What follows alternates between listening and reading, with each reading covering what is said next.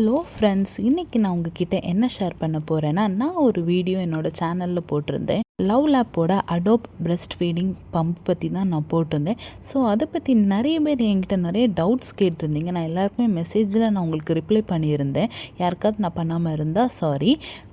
So இன்றைக்கி நான் அதோட ப்ரோஸ் அண்ட் கான்ஸ் தான் நான் என்னென்னு உங்ககிட்ட ஷேர் பண்ண போகிறேன். கண்டிப்பாக வீடியோ பாருங்கள்.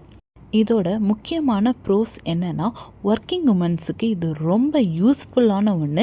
நீங்கள் பாட்டுக்கு அந்த அந்த பாட்டில் நீங்கள் எடுத்து வச்சுட்டு நீங்கள் போயிட்டீங்கன்னா, உங்கள் வீட்டில் இருக்க யாராவது உங்களுக்கு அந்த குழந்தைக்கு அதை கொடுத்துருவாங்க. ஸோ இது உங்களுக்கு ரொம்ப யூஸ்ஃபுல்லாக இருக்கணும். குழந்தைக்கு நீங்கள் மில்க் கொடுக்கணும், அந்த பயமே நீங்கள் வேலைக்கு போகும்போது உங்களுக்கு இல்லாமல் இருக்கும்.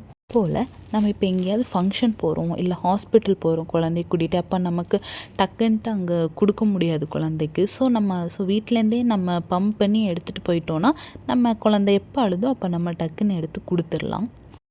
தென் நைட்டுமே அதே மாதிரி தான். நீங்கள் தூங்க போகிற முன்னாடி எடுத்து வச்சிட்டிங்கன்னா, குழந்தைங்க அழுகும்போது அப்போ நீங்கள் அது கொடுத்துக்கலாம். அதுவும் இல்லாமல் நீங்கள் தூங்கிட்டு இருந்தால் கூட உங்களுக்கு சப்போர்ட் பண்ணுற யாராவது ஒருத்தவங்க கூட குழந்தைய தூக்கி அது கொடுத்துட்டாங்கன்னா உங்களுக்கு ரொம்ப யூஸ்ஃபுல்லாக இருக்கும். ஸோ இதோட கான்ஸ் என்னென்னா, என்ன தான் நம்ம இதில் பம்ப் பண்ணி கொடுத்தாலும் நம்ம குழந்தைக்கு ஸ்ட்ரெயிட்டாக கொடுக்குற மாதிரி எதுவுமே வராது. ஏன்னா நம்ம ஸ்ட்ரெயிட்டாக கொடுக்கும்போது அதில் இம்யூன் சிஸ்டம் அதிகமாக இருக்குது.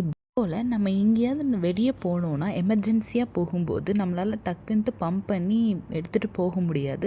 ஸோ அப்போ நம்ம மில்க் பவுடர் தான் நம்ம யூஸ் பண்ணுற மாதிரி இருக்கும். ஸோ அதுவுமே ஒரு ட்ராபேக் இதில் இருக்குது. தென் ஃபஸ்ட்டு ஒரு 3 மந்த்ஸுக்கு ரொம்பவே நல்லா வர மாதிரி இருக்கும். அப்புறமா அதோட மில்க் ப்ரொடக்ஷன் ரொம்ப கம்மியாக இருக்கும். ஆனால் நமக்கு ரொம்ப நிறைய வர மாதிரி இருக்கும், நெறிக்கட்டி இருக்கும். ஸோ அது நம்ம ஹாட் பேக்கோ ஏதாவது வச்சா தான் வெளியே வர மாதிரியே இருக்கும். பட் அதை நம்ம பம்ப் பண்ணி எடுக்கும்போது நமக்கு அந்த அளவுக்கு நமக்கு வெளியவே வராது. ஸோ மேக்ஸிமம் குழந்தைங்களுக்கு நீங்களே கொடுக்க ட்ரை பண்ணுங்கள்.